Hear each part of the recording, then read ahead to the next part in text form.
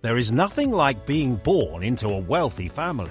You could say it makes everything you want to do a choice. While it's easy to imagine what you would do if you had $1 million, it's sometimes unfathomable what the extremely rich do with their billions and billions of dollars. So, from lending crazy amounts of money to countries to buying crazy expensive things, here are some of the richest families in the world and how they spend their money. The Windsor Family.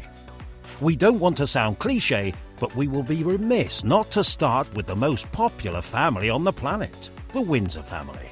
To be as popular as this family, you need an equal amount of wealth to back that fame up, and the Windsor family is as wealthy as they come. They practically set the standards for all other rich families on this list, and they've been showing the world how it's done for years.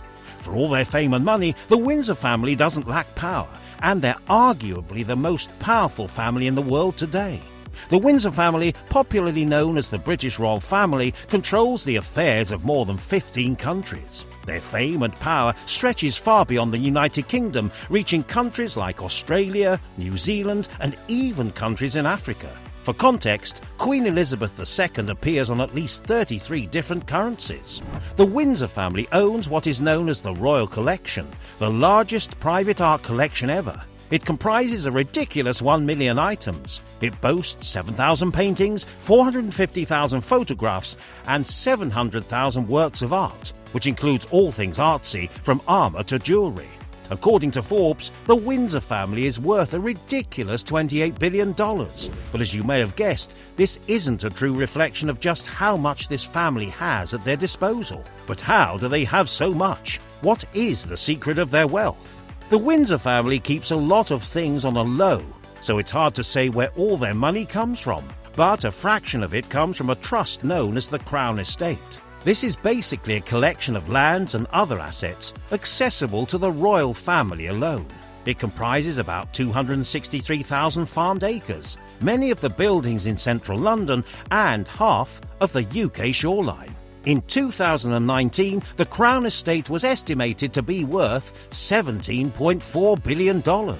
The Crown Jewels, Windsor Castle, Buckingham Palace and Frogmore House, where Prince Harry and Meghan Markle hosted their wedding reception, as well as many other royal artefacts, are all kept in a separate trust called the Royal Collection. However, this doesn't mean members of the family don't have money of their own. Now King of England, King Charles currently has a net worth of around $600 million.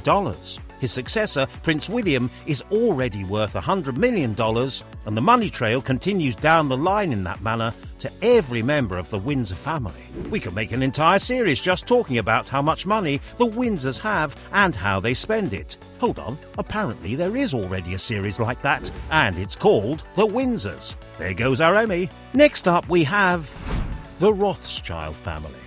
Closely following the Windsor family in popularity are the Rothschilds. The Rothschilds seem to have been around forever and are somehow connected to every major event in our world. Their omnipotence and wealth have given birth to so many conspiracy theories, like how the Rothschilds control the financial world and at least a dozen central banks. Well, we are not sure the Rothschilds control the world or bend time. What we do know is that this family is insanely wealthy. But just how wealthy? The family story typically begins in 1763 Frankfurt, where Meyer Amschel Rothschild, the patriarch of the Rothschild dynasty, was just starting to learn what will be the family business. His father, Amschel Rothschild, dealt in silk clothes and currency exchange. Not wasting any time, Amschel trained his son in the business, and before long, Meyer knew all about it.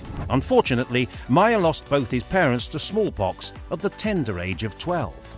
Forced to live with relatives that didn't want him around, Meyer was shipped to Hanover, Germany, to study at a prominent Jewish banking house. There, Meyer was exposed to international business and banking and gained knowledge of rare coins from the Byzantine Empire, ancient Rome, and Persia.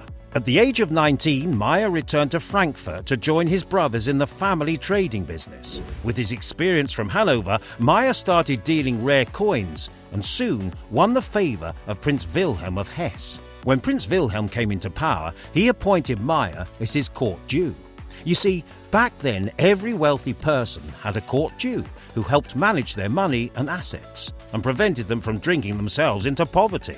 As court Jew, Meyer earned a fair amount of money, and rather than spend it on frivolities, Meyer used his small fortune to send his sons to different parts of the world like London, Paris and Naples, places that were brimming with wealthy aristocrats. Following their father, Meyer's principles and rules, the Rothschilds rose to the peak of banking industry to become one of the wealthiest families in the world. While the main source of their wealth is the massive number of banks they own, they are also involved in several other sectors like real estate, mining, energy, and of course financial services. They are also rumoured to have shares in the Suez Canal and have at least 30% shares in all major banks around the world. Don't ask how. It's difficult to put a particular figure on the amount of money the Rothschilds control, primarily because their extravagance has dwindled over the years, but most sources estimate around $500 billion to $1 trillion.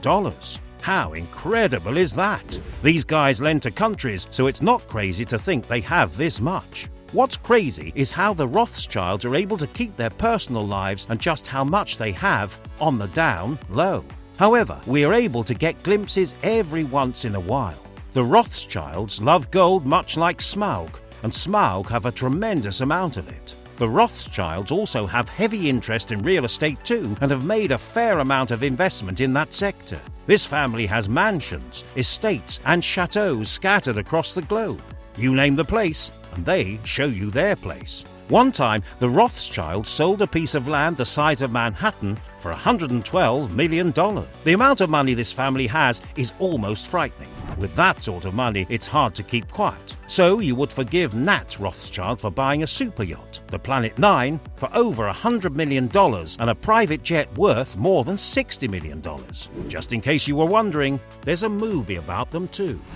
The Koch Family.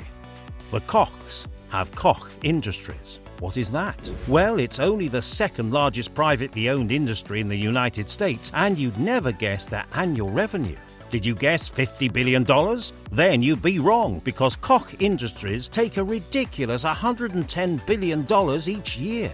Koch Industries has its origins from Fred Koch, who originally named his company the Wood River Oil and Refining Company. Doesn't exactly roll off the tongue. That name change was necessary for more reasons than sentiment. For years, Koch Industries was run by Fred's sons, David and Charles, until David passed away in 2019, leaving Charles, now 87, as the company's CEO. So just how big are the Kochs? Thanks to some timely investments and the fact that they own everyday items like brawny paper towels and quilted Northern Dixie, every time you go to get groceries, chances are you're giving the Kochs money. Now think how many times you've bought one of these products, and that's only you. The Kochs also own the companies Molex and Flint Group, both of which were bought for a combined $10.5 billion. Molex makes electrical components, while Flint Group manufactures printer ink. The Kochs' influence in politics is detailed and well known. They've donated millions of dollars to politicians, particularly those that support policies that favor them. In fact, David Koch ran for vice president in 1980 as a libertarian. He lost, though, only managing to win 1% of the total votes. Still, aside politics, the Kochs have donated a good deal to charities, foundations and such, particularly in their hometown of Wichita, Kansas. The Morgan Family. There are few billionaires that need any introduction, and JP Morgan is one of them. You've seen the banks, you've seen the buildings, you've definitely heard of JP Morgan in the news. The influence that this guy and his company have is absolutely ridiculous. JP Morgan was nothing short of a business revolutionary. He is often credited as the man who changed business in America in the late 19th century. Born in New England in 1837, he spent most of his early years in the company of his father and grandfather, two extremely ambitious men that will shape the man JP will become. While Grandpa was a partner at a prosperous dry goods company, his father had control over the Aetna Insurance Company. Morgan's entree into the same environment was therefore made all the more intriguing by a heightened sense of commercial acumen resulting from note and observation. JP Morgan spent a while working for his father, but his brilliance and shrewdness were just too much to hide, and before long, JP broke out and formed his first company, Dabney Morgan & Co., with Charles Dabney.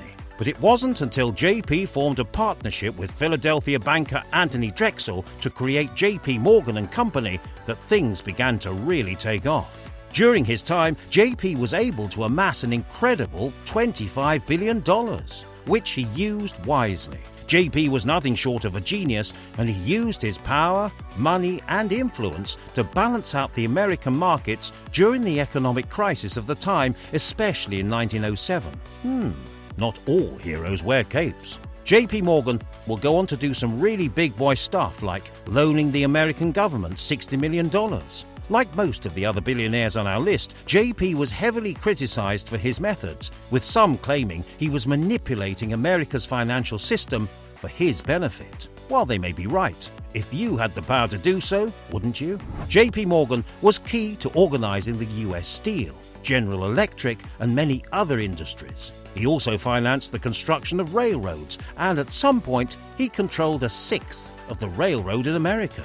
That's one man, not a family, one guy. The rest is history. Last but certainly not least on our list, pun intended, is the Walton Family. The Walton family owns a superstore that you might know, Walmart. Yes, the owners of Walmart made it to our list. You're forgiven if you have no idea how rich the Waltons are. Besides, that's what we're here to let you know. The Walton family have an estimated net worth of over $169 billion. Founded in 1962 by Sam and Bud Walton, Walmart was extremely successful right from the start. Even today, the store's revenue maxes out at $500 billion. That's the highest retail revenue in the world.